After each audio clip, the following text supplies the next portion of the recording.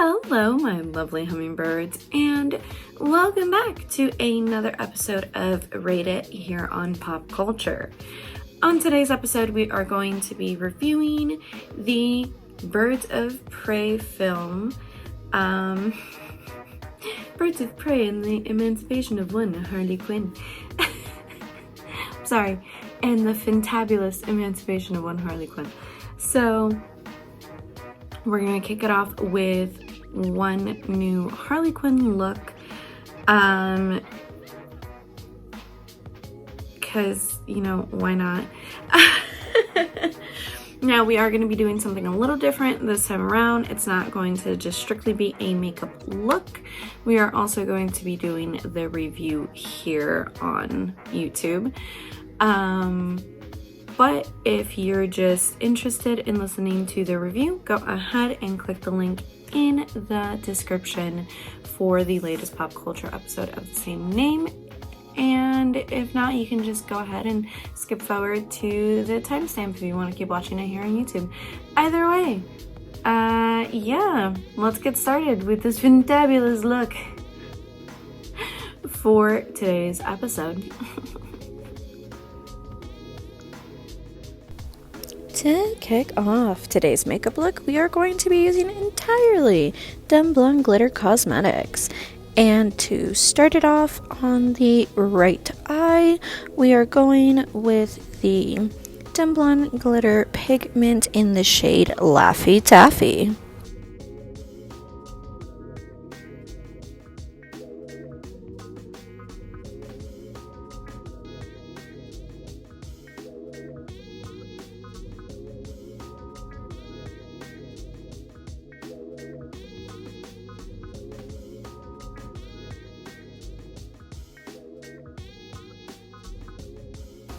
Once you've gone ahead and fanned it out, we're going to go in there with the shade in Pigment Trees in Genie, and you're also going to fan it out. Now, the whole purpose of this is to make it look like, I don't know, you were crying out your makeup almost, you know? In like a fit of jealous, disappointed rage that you and the Joker broke up.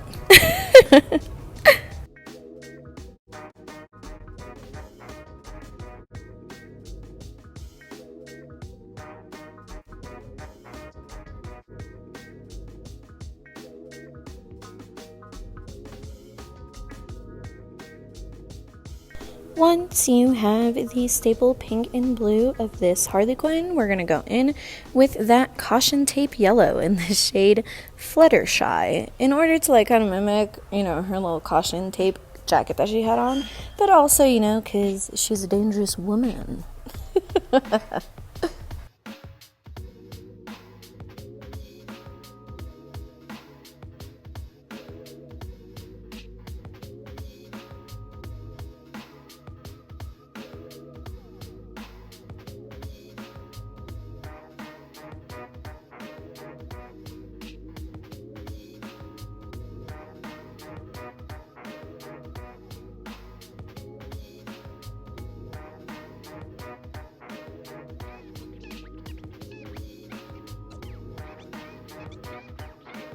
Now, once that's all said and done, we're going to go in there with the shade Periwinkle, this bright white to give it a pop, very clown makeup-esque, and you're going to put that on the inner corner and upper brow bone area to make it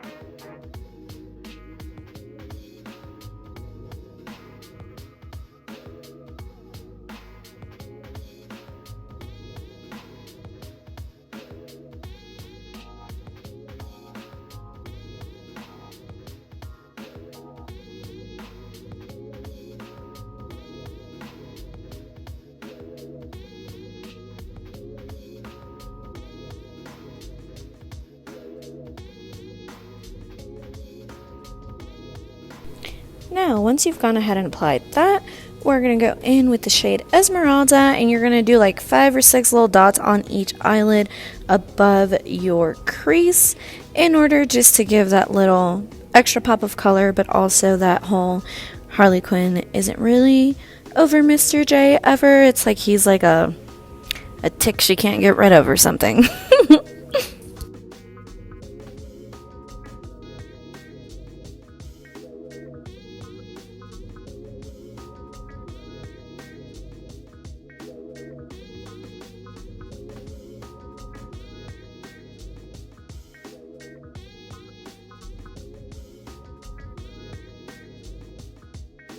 Alright, and now once that's done, I'm gonna go ahead and put on the rest of my face, but in the meantime, you can follow me on all of my handles. And that's the look. On the cheeks for highlight, I did use this like glitter packet thing that I had from Dumblon Cosmetics, but don't know the name of it. Regardless, the look is giving ha ha ha ha. I am Harley Quinn. I am that bitch. I am psychologist supreme extraordinaire that kind of lost her shit for a second. If this is where you're leaving me, les mando mucha paz, muchos besos, y les recuerdo que miren hacia la luna. Sending you much peace, many kisses, and reminding you to always look up at the moon. And for everyone else, please join me for the Rate It review, Birds of Prey and the Fantabulous Emancipation of one Harley Quinn. Okay, my lovely hummingbirds, I can't lie to y'all. I like this one better than the one I did on Monday.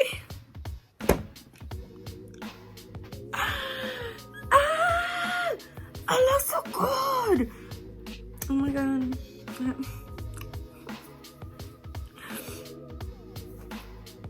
I do. I love it. I love it better than the one that I did on Monday.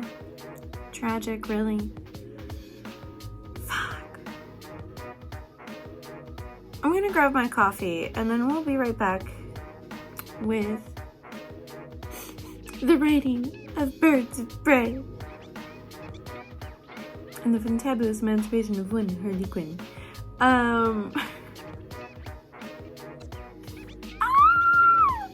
love it. Cute. Okay. Hello, my lovely hummingbirds. Ignore my green screen back there. How's it going, everyone? I'm obsessed. I'm so obsessed with this look. I have my caffeine now, and we can continue. So, on today's episode, as I stated, we will be rating the Birds of Prey and the Fantabulous Emancipation of one Harley Quinn, which is the second Harley film in the DCEU. The first one being Suicide Squad, and then the third being The Suicide Squad. Oh, DC.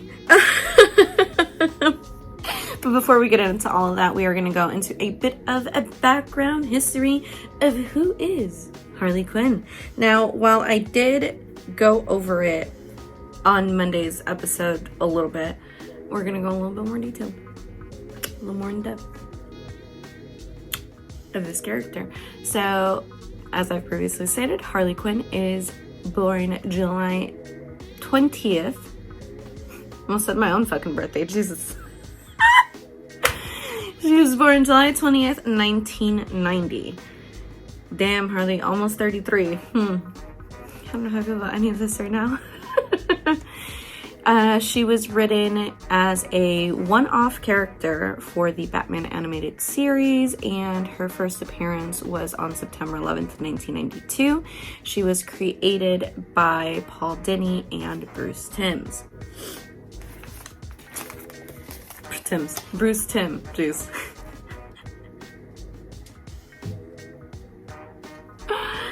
And inconsequently, to some degree, by Arlene Sorkin.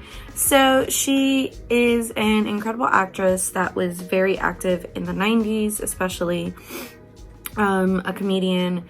She was on The Days of Our Lives for a really long time, and the story essentially goes that the character came to be because she had been college friends with Paul Dini and had given him a tape of this. Honestly, it was a fucking fever dream.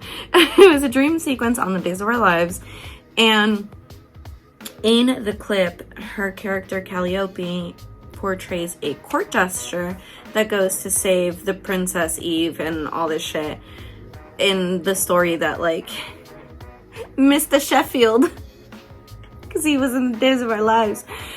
I'm gonna get into, like, my thing right now, but my little theory that I have, but anyway. So she gave him the clip of it, and he, to some degree, based the character off her and a bunch of, like, actresses from the 40s as well, and just, like, goofballs and screwballs and all this stuff. Now, while obviously Paul Dini is credited as the father of Harley Quinn to some degree, he's the creator of her. When she was originally created, like I said, she was supposed to just be a one-off. And because, like, you know, Batman and Joker's love affair, they were like, the tension's getting a little weird, let's throw a girl in there. Right? Oh. And also they just felt like something was missing. So in the episode Joker's Favor is when she first comes out, and her first line is, it's just a laugh, huh, Mr. J? Or something like that. And essentially what happened is not only was she a fan favorite, but when everything came back to Bruce and to Paul and they saw Arlene's work with the character, they were like, we might be onto something. We might need to bring this girl back. So they did. Her whole purpose was essentially to be somewhat of a comic relief, but when they started adding more into the character, they really started to develop her as a more depth-filled, Jesus, a deeper character. I can't word early in the morning. And essentially what happened from it was people ate that shit up, myself included, obviously. I love Harley Quinn.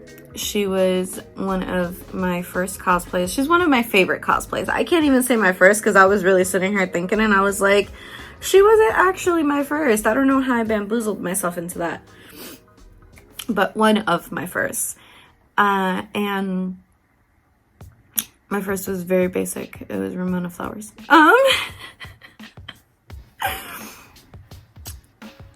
Anyway, I mean, technically, if we get real technical, it was a bumblebee when I was a kid, but I love Halloween, favorite holiday. All that aside, Harley's whole thing, right? And they did speak about this previously, like the creators and everything. They had met one of Harley's biggest fans, this fan in Australia, and she basically was like, why are we trying to like clean her up so much? And she's like, if anything, one of the things that we should allow, especially the villains, she's like, leave the being good to the heroes and let the villains be messy. That is their purpose. I love Batman world as a whole. Yes, I called it Batman world.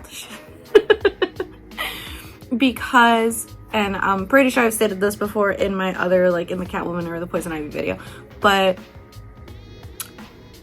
I love Gotham for its villains.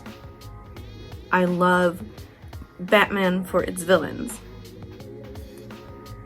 I love it because it's a darker series as a whole, and I feel like it, in my eyes, the way that I see it, is like every single villain in the Gotham series had an opportunity to be good, and then because of the circumstances of the city, they, to some degree, most of them had no choice but to be pushed into a life of crime. Right? It was, they were products of their environment. And then you have the Joker. And he's just prime evil. He enjoys that shit. Now, I am not gonna sit here and glorify Harleen Quinzel. That is not what we're doing. She's a messy bitch. Está loca. She is wholeheartedly loca. And has complete disregard for herself and others to the degree of like, you know, whatever the fuck it is that I'm gonna do it. Case point, done, sealed, delivered. Now, she does care, especially in like more current reiterations of the character, like in Birds of Prey, you know, she cares about Cassandra Cain. Obviously, she cares about her babies, her hyenas. Yes, she has 2 pet hyenas, Bud and Lou. And she cares about Poison Ivy. That's her baby. That's her baby. And, you know, she started off as, so her whole background story, and like, if you don't know and you're new and this is the first time you're hearing about Harley Quinn, welcome. Her story is essentially, she was a psychiatrist at Gotham, right? At Arkham. Jesus. She was, why can't I fucking word this episode? I'm so stressed right now. She was a psychiatrist that went to Arkham, right? She practiced there, everything. It took her months to convince the doctors there to allow her to study the Joker. She did. She fell hard for this man. And I was gonna say demon, but she fell hard for him. He seduced her, convinced her. She helped him escape on more than one occasion. And their entire story has been thrilling and filled with a on again, off again, toxic attempts to kill one another and sexual ravaging of each other. Now, as I stated on Monday, there is a part in the comics where like Batman shows her like, you think you've been the only Harley Quinn, and this goes in line with the fact that like the Joker has been alive for eons and the Fountain of Youth is in Gotham. It's a whole thing. But Harley essentially suffered from abuse as a kid, and then, you know, as a kid with a traumatized past, what did she do? She grew up and went into psychology. Try and figure it all out, right? And help other people in the process. I believe, well, yes, she's a villain. I see her more as an anti-hero because she has helped Batman before. She often does team up with, like, Catwoman, who especially is more of an anti-hero. Like, she did, you know, yeah, she was a thief and a cat burglar and all that shit, right? But I feel like, to some degree, she leans towards chaotic good because of her roots in psychology. She is extremely intelligent, very manipulative, has increased stamina, super strength, immunity to toxins, because Poison Ivy saved her ass after, well, there's comics, different variations. One is when Joker is conflicted because he feels something, because he doesn't grasp. The way that they're written is, obviously he's a psychopath, she's a sociopath, that whole dynamic, right? Stockholm Syndrome, at a point, all this shit. Granted, I can't really call it Stockholm Syndrome because she has the ability to leave, but we're just gonna leave it alone. He is very attracted to her physically. He met his match when it comes to fearlessness, and also like mental capacity. And so he's very attracted to her, and then it causes him issues because he's like, I am the clown prince of crime. I am the only one that can succeed in villainy. I can be the only one to torment Gotham. We're gonna put this bitch on a rocket, is essentially his thought process after he sleeps with her. Chaos, right? Puts her on a rocket, she lands in the middle of the park, Poison Ivy finds her, is about to kill her, takes pity on her, takes her home, to a radioactive plant where she's staying at, and saves her and pumps her up with essentially immunity to all toxins, including Poison Ivy's touch.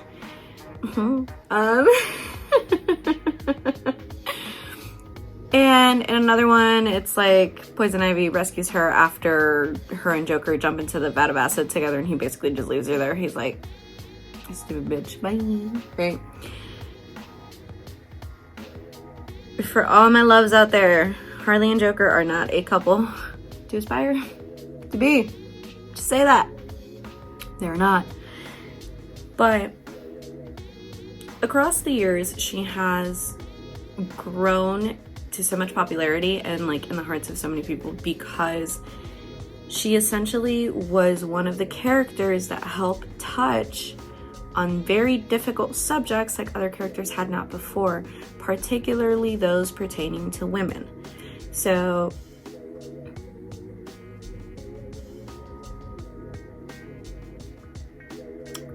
I can't even say that, but more so like with a strong female focus to them. Women empowerment, the ability to make choices, things like that, and the fight for it. And then like also, oh my god, there was such a like big thing when in, I think it was no, not the comics. Well, in the comics, yeah, when they made her Nurse Harley, people had a whole fucking fit. How dare you? How dare you sexualize her? But like,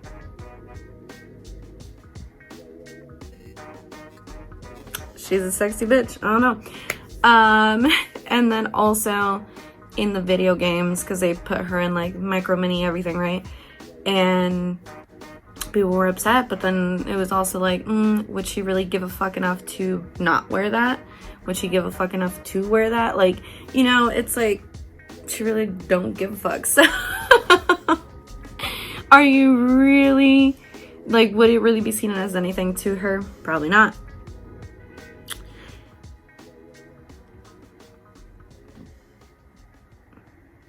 I went on a whole tangent there. Lost my train of thought for a second. So, yes, difficult subjects. Jeez. She touches on very difficult topics, including sexual assault, mental health issues, PTSD, substance use, codependent relationships, goes without saying, abusive relationships, physical assault from the Joker and other people that she romantically links herself to, which she got a list. Not the Joker and Ivy are the two most well known, but esta way, just she did her thing. She went through Gotham, including with Nightwing.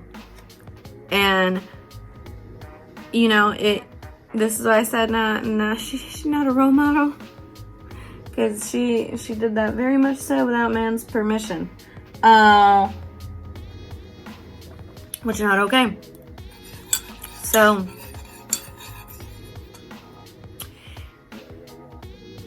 through this evolution of Harley, we have seen her grown from essentially a joke. The reason that I love that like the inspiration for her came from the Arlene Sorkin clip is because in the clip itself, and we're backtracking here a little bit, I know, but my thoughts are like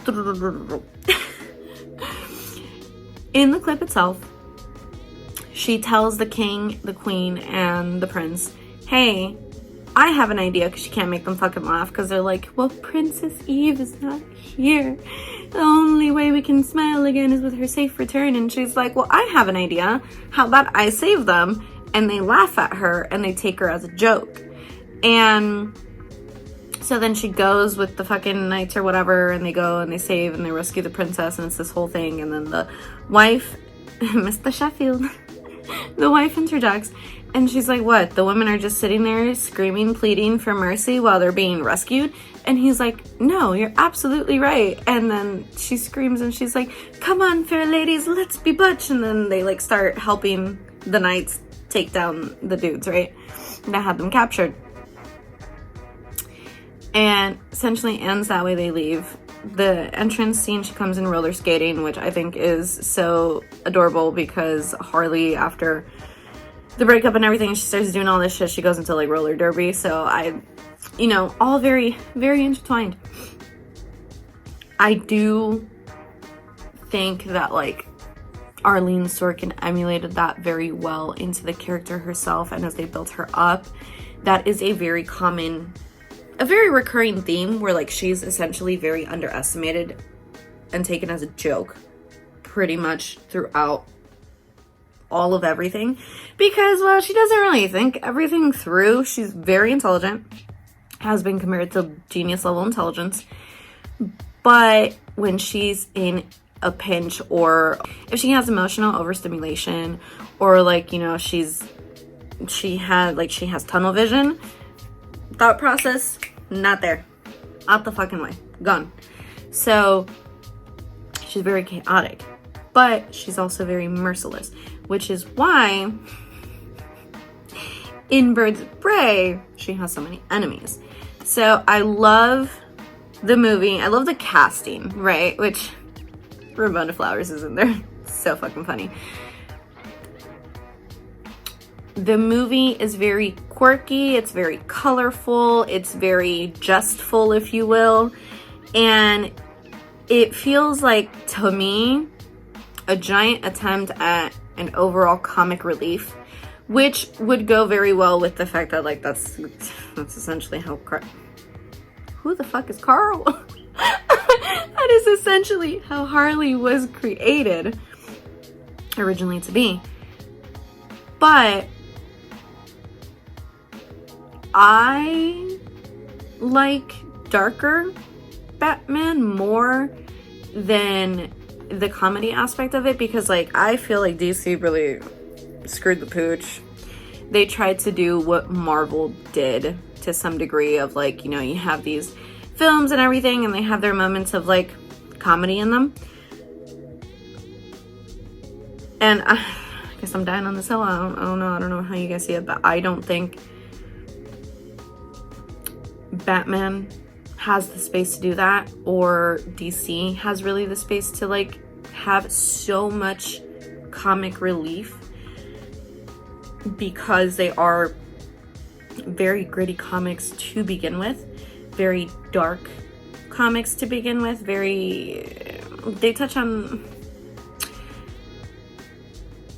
they have always touched on very difficult subjects on a less lighter way than Marvel has, right? And also, I don't know, I just feel like Batman has a more aggressive feel than a lot of what the MCU is. In the film, it's super cute because it's like total girl empowerment and, like, talking about how, you know, she broke up with Mr. J. How her button broke up. How Canary is going through her own shit, like dealing with living in the shadow of her mom and then working for, I was gonna say Falcone. Jeez, not Falcone. My brain.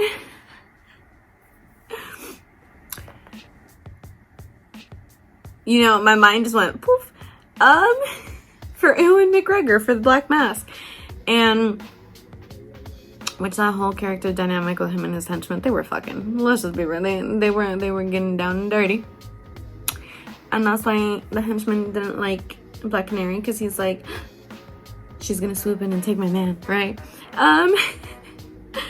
And we get introduced to Cassandra Cain. She is a teen at this point.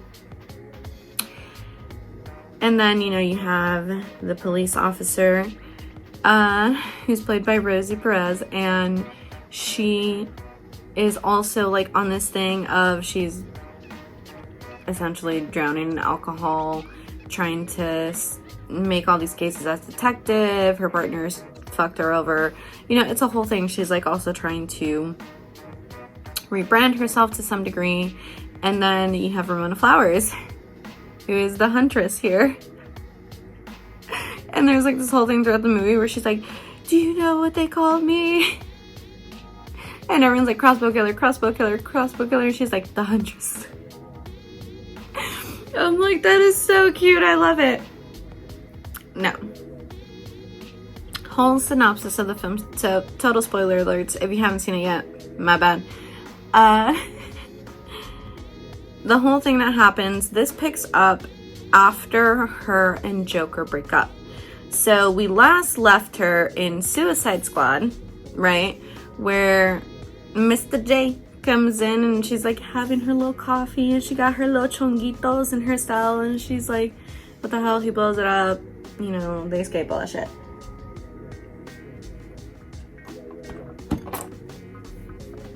And essentially what we assume is that they've been living a wonderful life of crime together. And Harley, to some degree, because nobody will fuck with the Joker, they don't fuck with her. But this is essentially the final time of their breakup.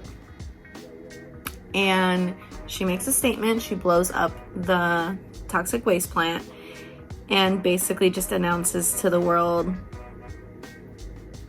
bang, we broke up for good, it's over, type of thing. And that's when all her troubles start. She's like, you know, I realized how big the target on my head is afterwards, and then like this poor woman just wanted to eat her breakfast sandwich, y'all. I can relate. Great. And it ensues. Everyone that she's ever like done some shit to, including one of the people that she fucking broke their nose in the roller derby, tosses an AC to stop her so she can get trapped. I'm like, yo. And she essentially made her own demons to some degree, because she reveled so strongly in, I can do whatever the fuck I want because no one will touch me. But she underestimated the fact that the only reason was because it was because of him. It wasn't because of her, because everyone underestimated her and objectified her and only saw her as the Joker's girl. She realizes very quickly that, well, she's got to start doing something, making a name for herself. And one of the people that traps her, Black Mask, is essentially looking for this diamond because it has the Bartonelli fortune on there, and Cassandra Cain essentially swallowed it. She goes throughout the movie trying to retrieve the diamond, protect the kid, but then, you know, she is a villain and she's like, I'm sorry, like, I don't care, like, it's my ass or nothing. She has a moment, they all work together, boom, defeat the bad guy. It's beautiful. The part where, like, you know, really gets to her, though, is when he's like, you need me, and this whole thing, she's like, you know, I don't fucking need anybody. And it's so cute, and at the end, they're, like, having margaritas, eating tacos, and then she takes the car away from a detective, and her and Cassandra Cain right off. And that's the end. That's where we leave it off. With her hyena and her stuffed beaver. She has a stuffed beaver. Now, in comic book land, in her own series, she is not with the Joker. They had this really big thing a few years ago. And essentially it is their giant breakup. It's the end of her and the Joker. That's where her comic book series starts. The thing that really like sealed the deal, she starts dating this inmate named Mason, I think, for like a short stint of time. And, well, ex-inmate. And then she goes into, is it Arkham? To go rescue him. Hello. Yes, it's Arkham. I had to go get it. Issue 25. So essentially, she goes to rescue Mason, and on the back end, Poison Ivy's like asking Batman for help and like, hey, we need to get this man witness protection, whole thing. Madame Macabre is his mom, and yeah, she goes in the cell, they beat the shit out of each other, she kisses him, he thinks he wins, she bites the fucking lip off, she spits it at him and is like, don't ever come at me again, because, you know, she's come to the realization he manipulated her, he used her, all of that.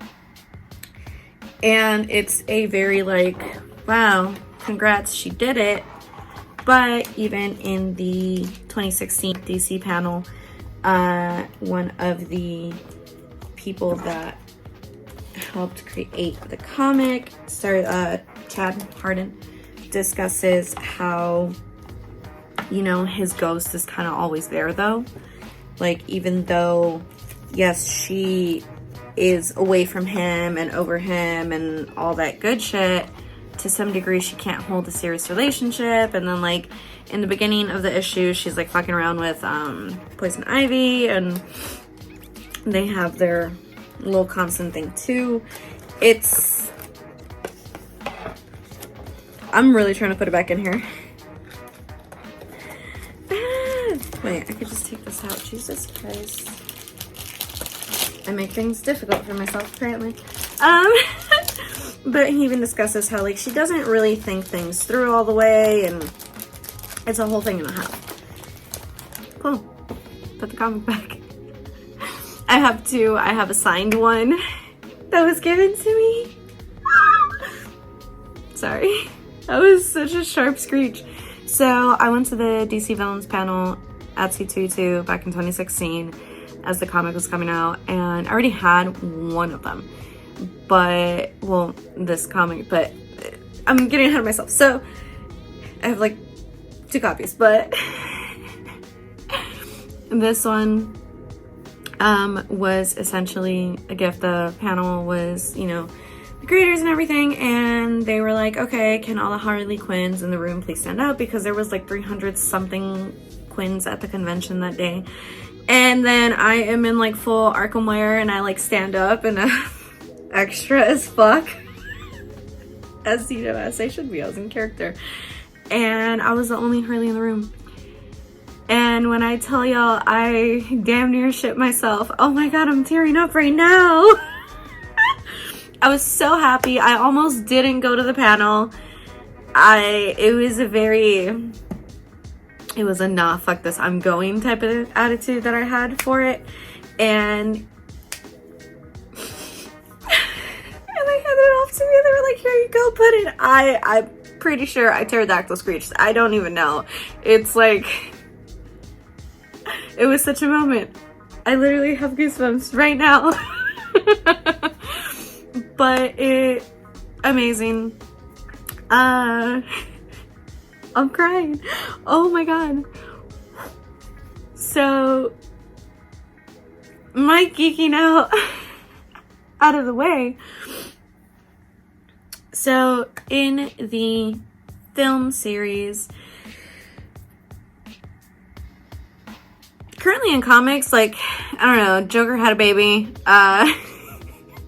or he's pregnant. Harley and Ivy broke up because Ivy wants to go live a full-fledged life of crime again. But, like, is she really a villain, or is she just trying to save the environment because humans are toxic? And, you know, she had this real cute moment. I talked about it on a different episode of Pop Culture when I saw the update, and it was, like, Catwoman and Harley in bed together. Not like that. Sucios. They were just like really having a bonding, intimate moment with each other. Harley, Catwoman, and Poison Ivy have lived together at different points of comic book world. And, you know, they're having a very intimate moment where they're essentially discussing how they're both in love with people that prefer the world over them to some degree. And Catwoman talking about Batman, and then Harley talking about Poison Ivy. And real cute, right? Real cute moment. Now, the Suicide Squad, right? The other film. Very, also, I don't know, they feel very campy. They feel very, like they're trying a little too hard as far as to make it funny. I really like the Batman because they made it very gritty. I liked Joker because it was very, very, that was a disturbing ass film.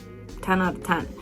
Now, the next part where we're supposedly going to see Harley Quinn is because Gaga herself is going to be portraying her in Joker Folie à Deux. I'm excited for it. I don't know how I feel about it yet. I don't want to, like, I don't know, have too high of an expectation for the movie. But the first one was really good, so I am stoked. As far as Birds of Prey and Fantabulous Emancipation of One Harley Quinn. Oh, the reason that they changed the name was so that it could fit on a ticket better. There was no, like, crazy reason behind it. They were just like, that's a long-ass name. Let's shorten it. and that's why the change. But yeah, I don't know, the movie as a whole, for it being like, if I consider it kind of a standalone, or at least in that part of like where Suicide Squad was going, it fits very much so the theme of the the vibe of the series. The film itself, like the production and everything, really fucking good. I love the soundtrack for the movie. You know, definitely a girl empowerment film. It's good for a good time, a good laugh. If you're going through a breakup, get your girls, get some margaritas, get some spray cheese in a can, do all the shit, sit down and, you know, watch the movie and just laugh and have at it and all that good shit. As far as overarching to like everything that we have seen of DC so far, it's not that high up there on the list for me. I know, crazy. I am biased and I love it. And in my heart, it is a 10 out of 10. In my heart. But overall, the film, like, I want to give it a 7 because I'm still slightly biased. But honestly, I love Margot Robbie as Harley Quinn.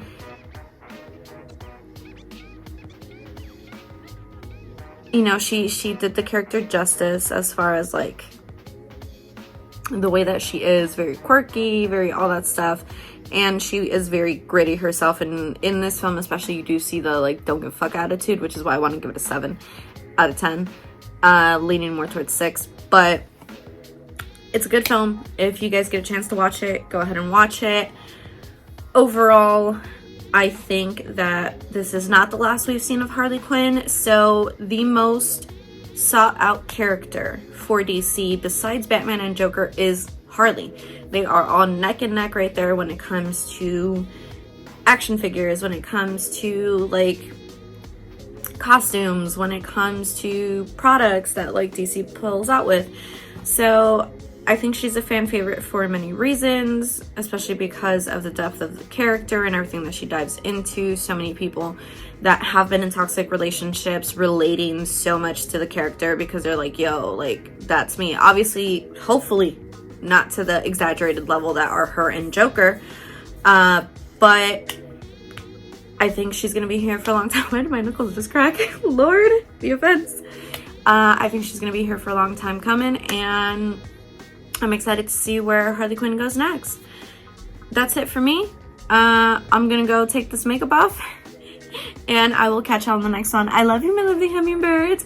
As always, les mando mucha paz, muchos besos, y les recuerdo que miren hacia la luna, sending you much peace, many kisses, and reminding you to always look up at the moon. I love y'all so, so much. And just remember, if you have a Mr. J in your life, it's not worth it, honey. Okay? So, have a good one. I'll catch y'all on the next one. Bye!